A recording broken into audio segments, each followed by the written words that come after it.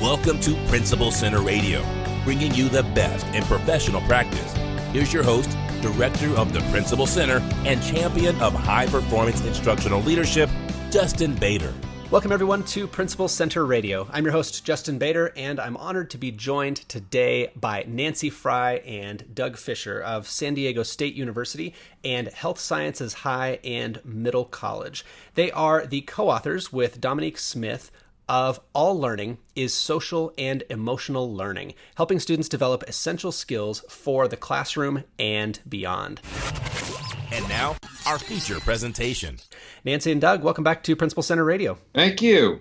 Thank you so much. Such an honor to speak with you as always, and so exciting to see this collaboration between the three of you who have worked together not only at San Diego State, but also at the school where you work and maintain a residency and play an important role there at Health Sciences High and Middle College.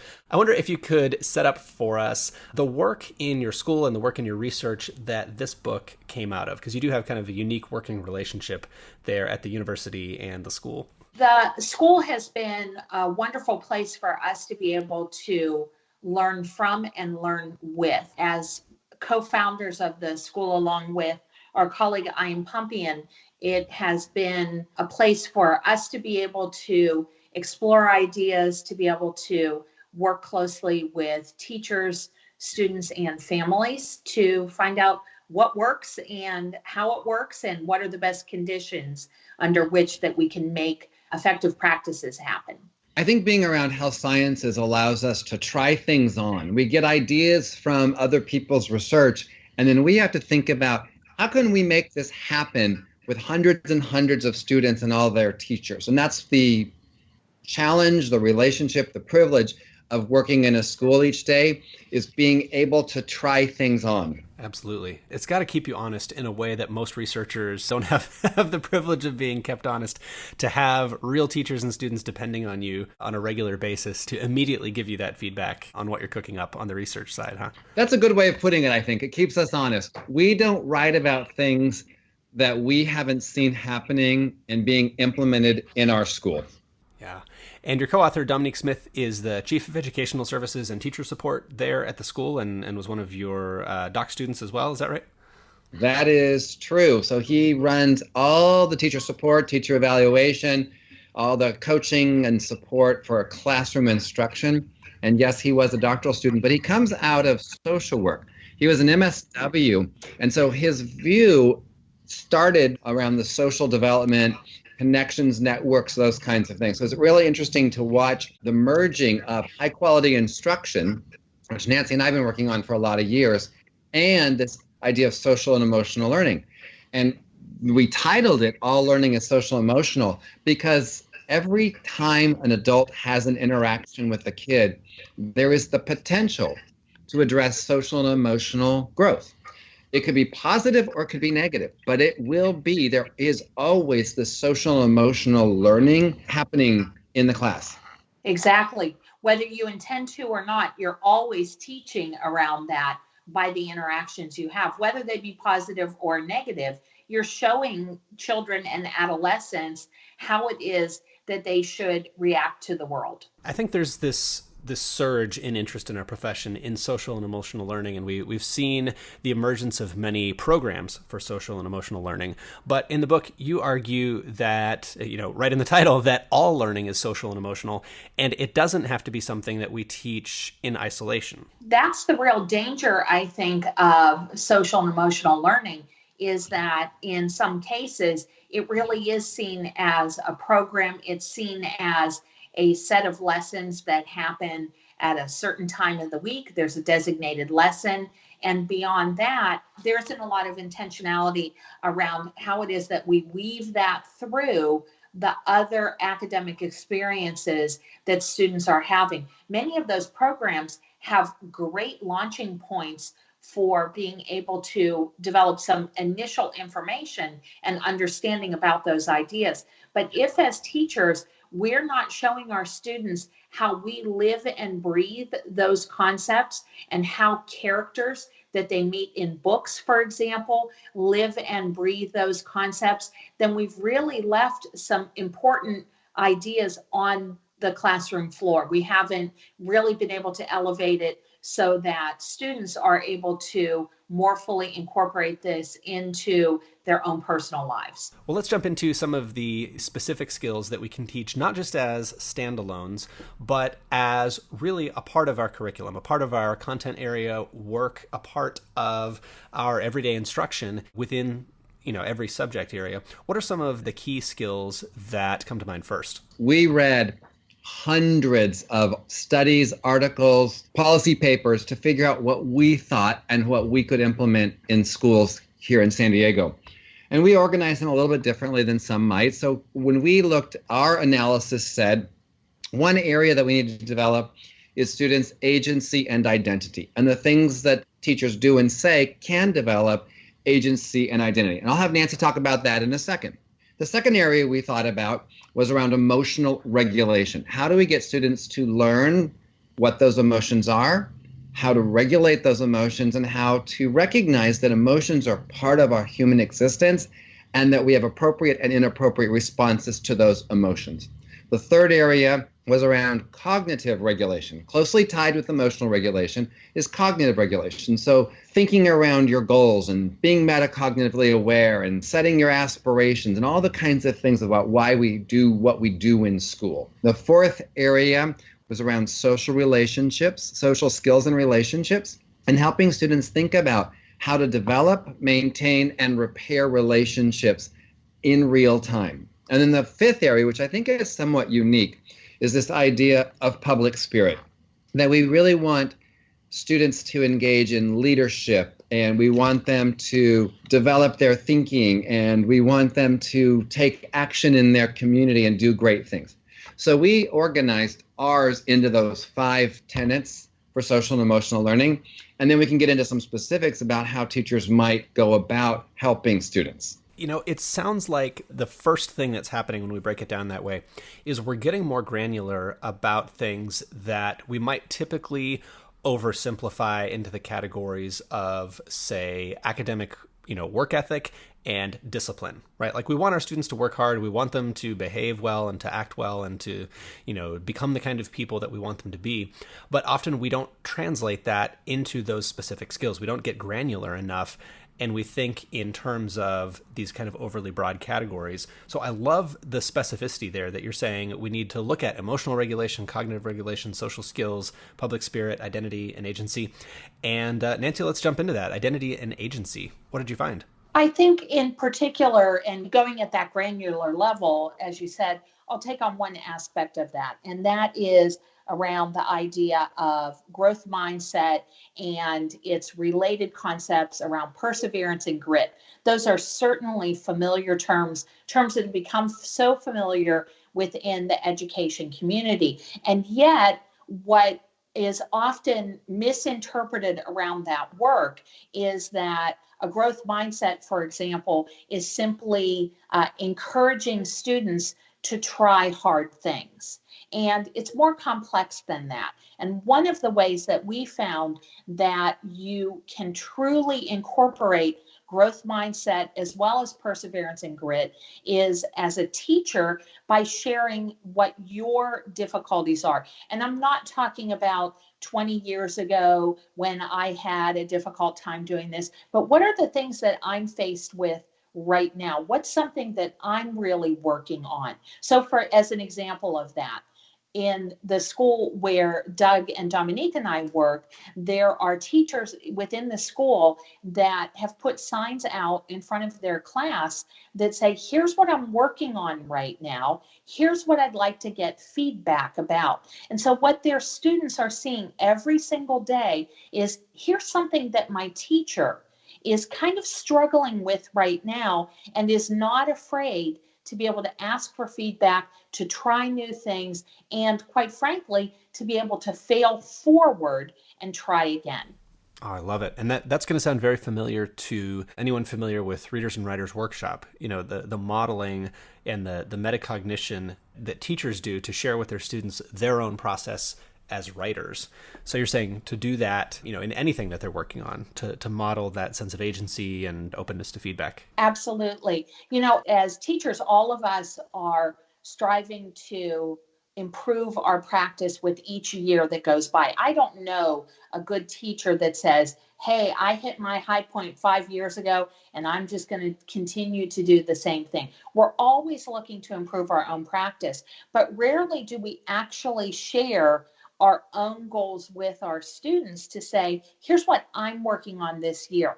I know that this is something that I can be better at. I'm not afraid to be able to set those goals. I'm not afraid to be able to tell people that I'd like feedback. I'm not afraid to try something that I'm not completely comfortable with. And that's exactly what it is that we want our students to embrace in our classrooms. Justin, as Nancy was talking, I was thinking about something else that she and I have been talking a lot about lately, and that is teacher turnover. The book is really about what you do with kids as they grow up, children and young adults. But teacher agency is also really important. And there's a new Learning Policy Institute paper out that Linda Darling-Hammond's team did around teacher turnover. And one of the lessons learned is when teachers don't have a lot of agency, if they don't feel like their instructional efforts are resulting in learning, if they don't feel like their requests and advocacy for changes in their school are being heard by their leader, if we reduce teacher agency, they turn over as well. So when I think about agency and identity, yes, it's super important when you're 5 and when you're 15, but it's also important when you're 35, that as leaders, we need to think about our teachers' sense of agency, them having more agency, feeling really good about the efforts they put forth, also help their kids do better. So the second big category of skill that you identify in the book is emotional regulation. And of course, we would all love for our students to be more emotionally regulated. We would love for ourselves to be more emotionally regulated, but we don't always think of that as a skill. How did you discover that that was in fact a teachable skill, and rather than just, something that some kids have and some kids don't? There's a lot of people who've been writing about aspects of emotional regulation like impulse control and delayed gratification. But I think it starts when kids recognize the emotion they're experiencing. They learn the name of that emotion, what that emotion feels like, and what are appropriate responses in the situation you're in for that emotion. I think we still see a lot of people shutting kids down when they have an emotional reaction to something, not too excited. You're not allowed to be mad. You're not allowed to get hurt, all those kinds of things. And we profile this classroom in which a student is telling on another student. The student gets caught. He's embarrassed. He has to change his clip in front of the class. Then he's angry. So he says something that he shouldn't say about a quote, stupid project.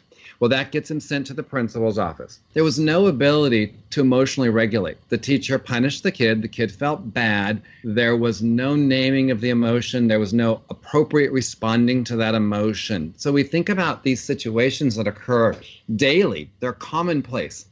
Did the child get a sense to say, this is what that emotion's called, this is what it feels like, and here's how I can respond? As Nancy said earlier, one of the really powerful ways of helping students do that is to watch how characters do it in the books we read. Because we can start to project, that character is worried a lot, and when she's worried, this is what happens to her. These are the good things and the bad things about worrying. So maybe that's me, maybe I'm worried, and these are the actions I can take when I feel that way. So that's starting off with naming it, regulating it's really important.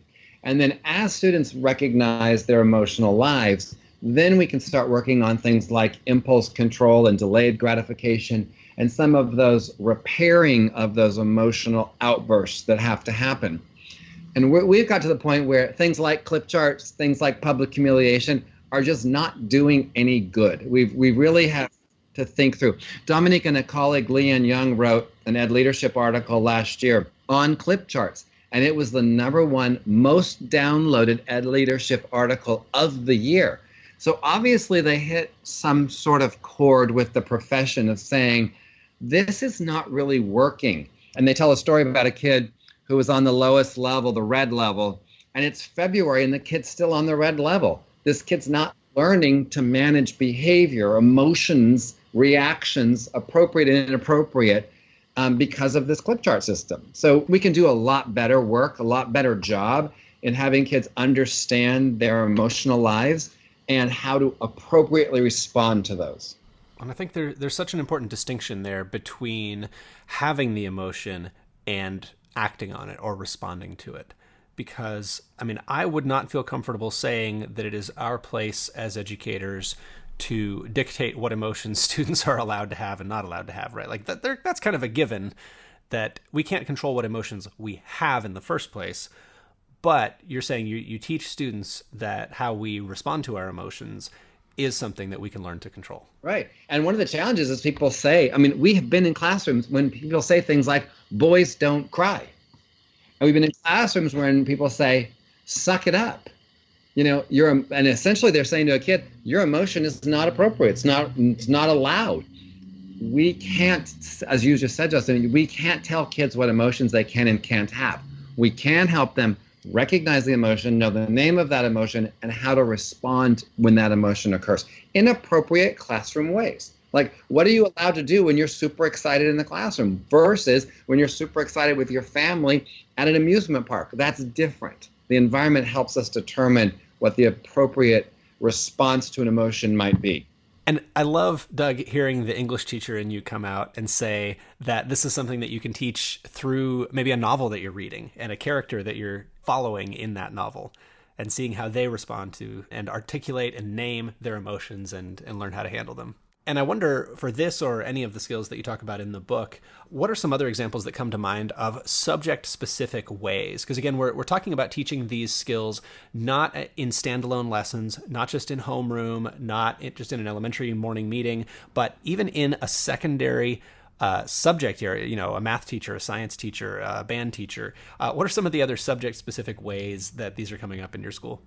I'll offer an example, and it really kind of falls into the realm of cognitive regulation.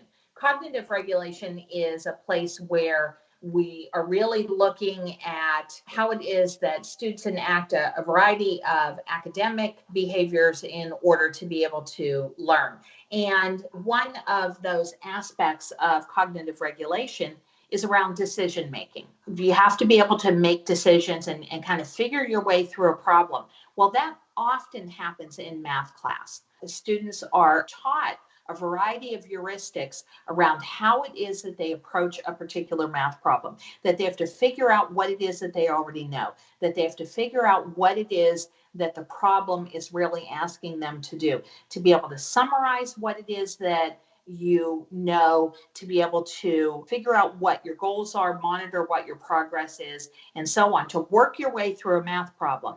And yet rarely is that leveraged in a way to be able to say, hey, not only is this a good way to work your way through a math problem, this is actually a good way to work your way through a problem that you confront in your life, not strictly confined to being able to work through a complex math problem of one kind or another. That decision-making process that's taught in math class has wide application beyond being able to solve a math problem. Well, and I love that, you know, as educators, we always believe that what we're teaching in our specific class has application far beyond, right? Like that's something we've always believed, but I love being able to actually name that specifically and say, you know, this is cognitive regulation, this is emotional regulation, you know, and that is a transferable skill. You know, you're going to use this next period too when you go on to your next class. You know, it seems like so much of the value here is helping students become aware of it, you know, pointing out when they're doing it.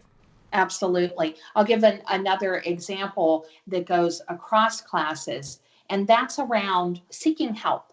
We need to help students, first of all, recognize the difference between when it's productive struggle and when it's destructive struggle. There is a difference between the two. And at some point, you probably need to engage in some help seeking.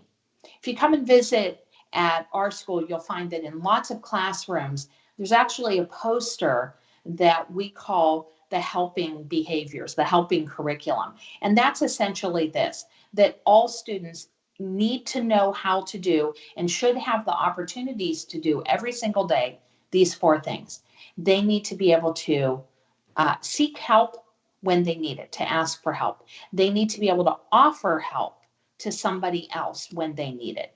They need to be able to accept help when it is offered to them.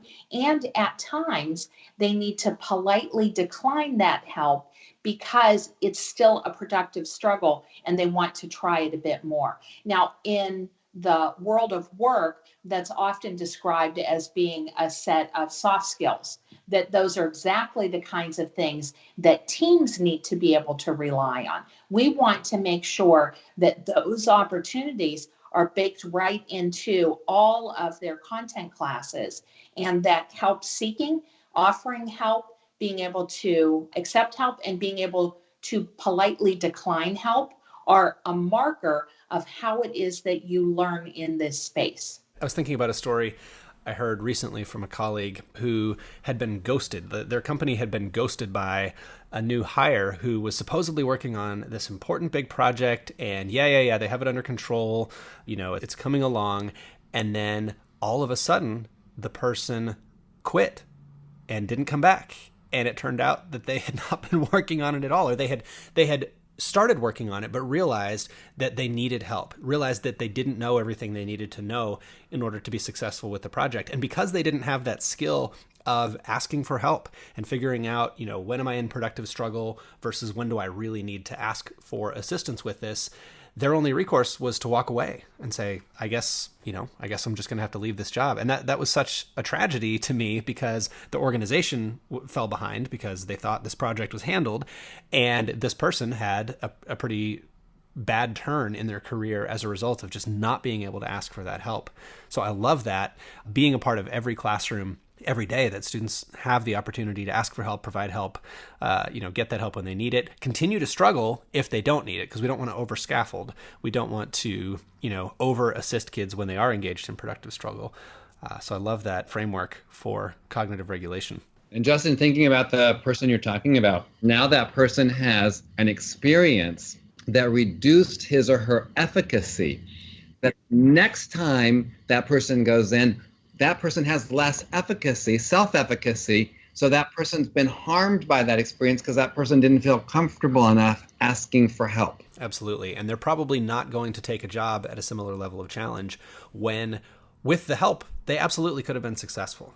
If they had the wherewithal to reach out and ask for that help and not feel like that was going to be worse than walking away. Boy, things could have been so different. Let's shift gears a little bit, but on a similar note, and talk about social skills. Now, of course, we talk a lot about social skills at all levels of K-12 education. We want our students to develop social skills. Often we think about it the most when we feel like the social skills are lacking. But how can we teach social skills across the curriculum, across subject areas, and set students up for success in terms of their social skills? And there are a wide range of social skills that we should and can teach students. And we overview a number of the social skills that are common in our society, that are also culturally laden, that we want kids to learn. The big takeaway for us was really about the social skills and relationships, that we build these social skills so kids can have productive relationships with their peers, with their teachers, with their families.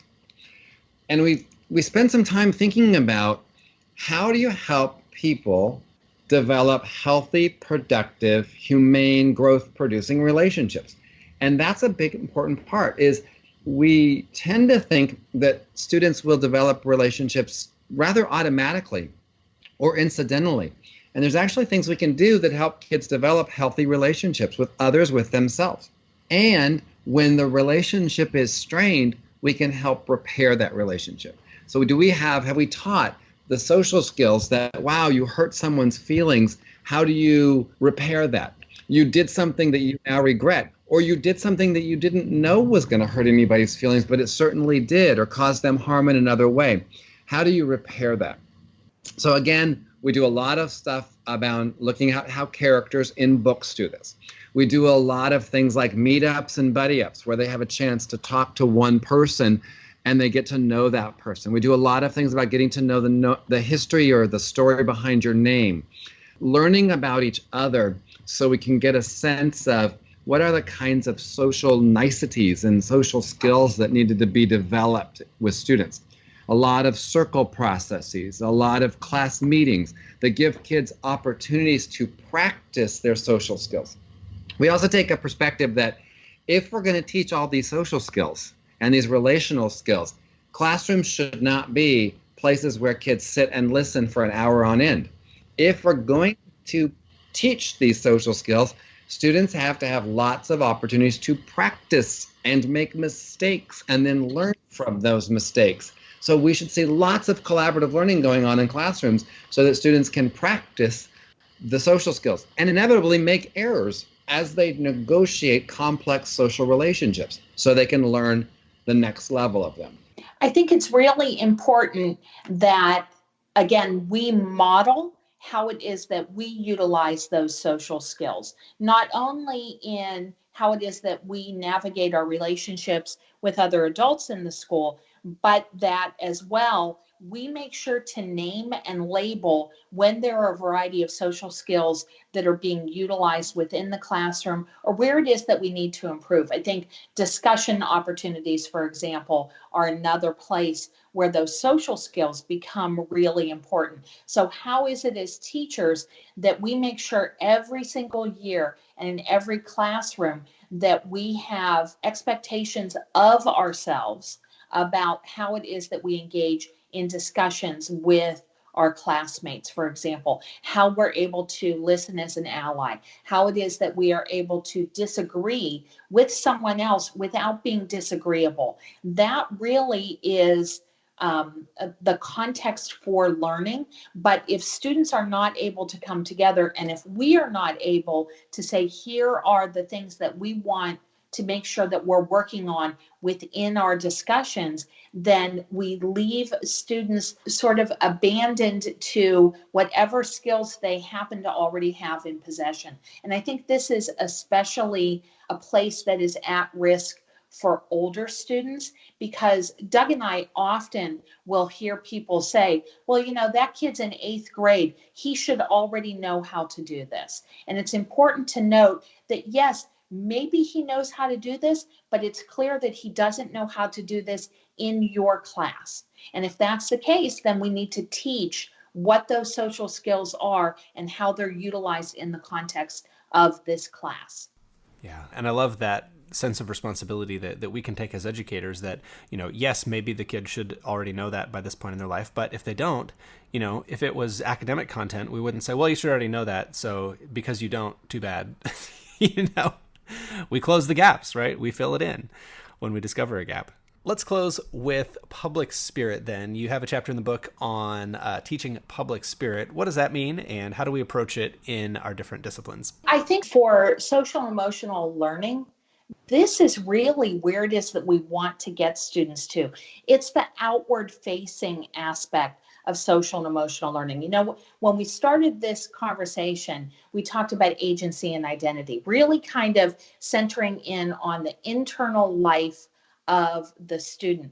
But with each of these tenets, we've broadened that out, making that extend further and further into larger networks. And public spirit is the largest network of all. How is it that as learners, how is it that we can serve our communities, whether they're our classroom communities, the communities that we live in, or the larger context? And we want students to be able to leverage what it is that they know about themselves, what it is that they are learning about the world in order to be able to affect change. In fact, dare I say, this is about civic dispositions and it's about civic action. So important. And we know that ultimately that's the outcome of what we're doing, right? We are in the business of helping people become adults, and they're going to become adults one way or the other. But if they can enter the world with that public spirit, we are, not just as a school, but as a society, going to be far better off. Well, I suppose one way possibly of looking at this is that the students that we teach today are the exact people who are going to decide how it is that you and I and the rest of our generation are taken care of when we need them. So the book is All Learning is Social and Emotional, helping students develop essential skills for the classroom and beyond. Nancy and Doug, thanks so much for joining me on Principal Center Radio. Thank you so much for this opportunity, Justin. Thank you. Thanks for having us. Thanks for listening to Principal Center Radio. For more great episodes, subscribe on our website at principalcenter.com/radio.